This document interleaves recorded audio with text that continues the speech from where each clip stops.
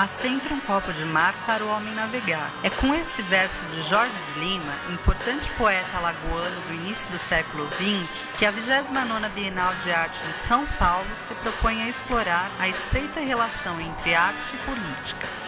Os 3 andares do prédio idealizado por Oscar Niemeyer foram transformados em um vasto oceano de ideias e ideologias. Nesse gigantesco copo, cujo conteúdo interpretativo parece jamais se esgotar, os interessados navegantes podem escolher livremente os caminhos que desejam percorrer. As múltiplas possibilidades e a inevitável necessidade de se decidir qual deles seguir nos lembram que as nossas decisões e atitudes também caracterizam uma política. Mas no mundo da política internacional e das relações entre nações, nem todos os caminhos estão disponíveis. É o que nos lembra a fotógrafa Sophie Ristelby, que percorreu a Cisjordânia e registrou as diversas barreiras que separam palestinos e israelenses que disputam a região. Política também não é feita apenas de escolhas individuais. E alguns passos adiante, somos levados a nos deparar com o outro, peça indispensável na construção da política. O outro de diferentes tonalidades e planos que se desloca entre os campos de cor de Amélia de Toledo. O outro que mora ao lado, nos ninhos de Hélio e de Sica. O outro esquecido, discriminado, escondido, imperceptível e silenciado, como os pedintes de Kutlug Yatama. As diferenças, mesmo quando praticamente imperceptíveis ou imaginadas, são muitas vezes motivo de intolerância e violência. É o que lembra Alfredo Jarr, nos convidando a olhar nos olhos de Gutete Emerita, ruandesa que assistiu ao massacre de centenas de tutsis pelas milícias Hutus, e que, dos 4 membros de sua família, só conseguiu salvar a filha. O 1 milhão de slides empilhados representa o número aproximado de vítimas do genocídio de Ruanda, em 1994.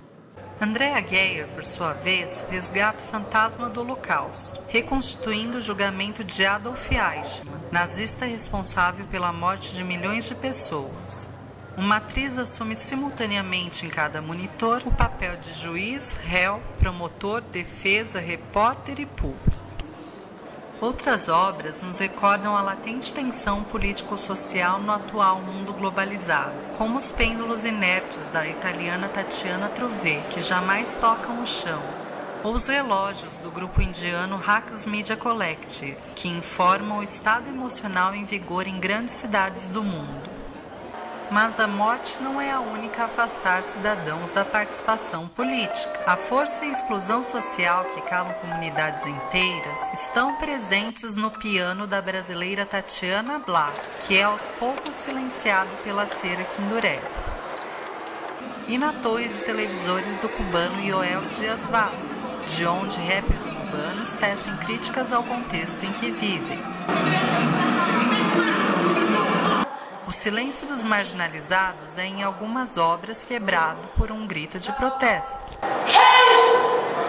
A repressão foi também protagonista de um dos episódios mais sombrios da história de nossa política, a ditadura militar. Algumas obras denunciam os crimes e assassinatos que na época jamais chegavam ao conhecimento público.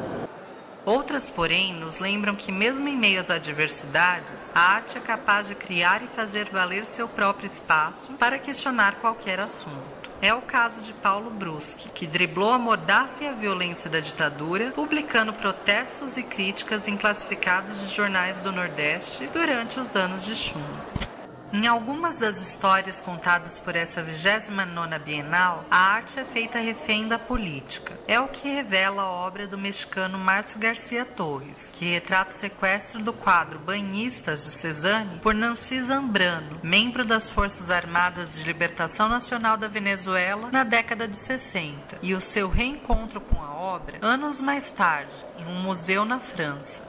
Em outras, a arte é vítima, como as monumentais cabeças de animais do zodíaco chinês do artista Wei Wei, reproduções das que adornavam o relógio de água no Palácio Imperial de Pequim, até serem destruídas durante a Segunda Guerra do Ópio, no século XIX.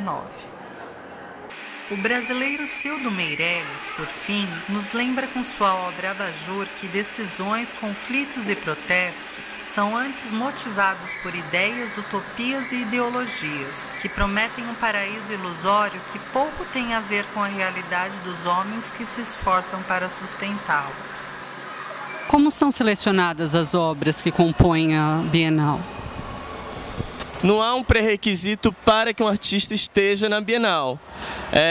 A escolha é feita por uma experiência e uma atividade de campo e de erudição da curadoria em encontrar determinados artistas ou até mesmo obras que podem falar ou que participam dessa construção, dessa grande construção narrativa que foi pensada para a Bienal. Então, não há um critério muito fechado para a escolha de obras e artistas.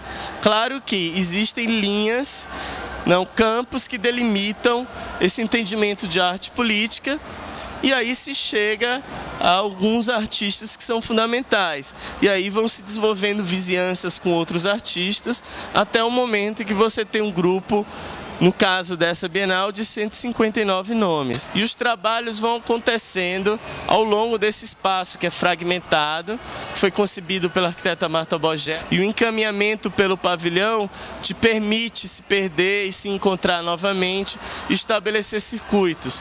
É lógico que as vizinhanças foram previamente pensadas pela curadoria. Determinado artista está próximo de determinado artista. Um artista que aborda um contexto inerente ao interior do Brasil, ele também aborda, isso também é abordado em um contexto semelhante na África, por um artista africano que está aqui presente. Mas na medida que você vai fazendo isso, você vai dando possibilidade com que essa grande narrativa, que vem de um entendimento geral de arte política, possa ser construída pelo indivíduo que está aqui a percorrer o espaço. Qual o peso dessa 29ª Bienal no atual contexto político? A Bienal de São Paulo é uma Bienal muito popular. Ela implica uma abertura ao público que não é visível noutras bienais internacionais. O facto de ela ser gratuita é uma chamada à cidadania e, portanto, nesse sentido, ela existe para educar para o sentido político. Há muitas obras aqui que chamam a atenção para questões ecológicas, questões dos conflitos mundiais. As pessoas têm que tomar um partido e têm que se posicionar. Nesse sentido, pode haver um paralelo, sim, entre o facto de, neste momento, estarem a ser um período de eleições, um período eleitoral, e a Bienal estar aberta ao público. Agora, de resto, ela não comunica diretamente com as eleições, obviamente, não é? Pode eventualmente haver uma associação, pode eventualmente haver oportunismo político em ligar certas questões à Bienal. Isso acontece sempre, como em todos os eventos mediáticos. A Bienal, ela propõe uma ampliação da concepção de política? Ela amplia para todas as dimensões, ela não constrange e, de facto, ela promete outras coisas, ela promete outras discussões, não se centraliza numa posição demasiado engajada das obras, mas dá espaço à imaginação e, portanto, à criação a partir da ideia do que poderá ser o político entendido também como a esfera mais pessoal e não só universal da política. Muitas das obras aqui na Bienal são obras interativas, são obras com caráter de participação muito grande e, portanto, elas estão aqui colocadas para que as pessoas possam, de facto, interagir e para que isso possa proporcionar experiência, não é? A ordem da experiência é a ordem do político também.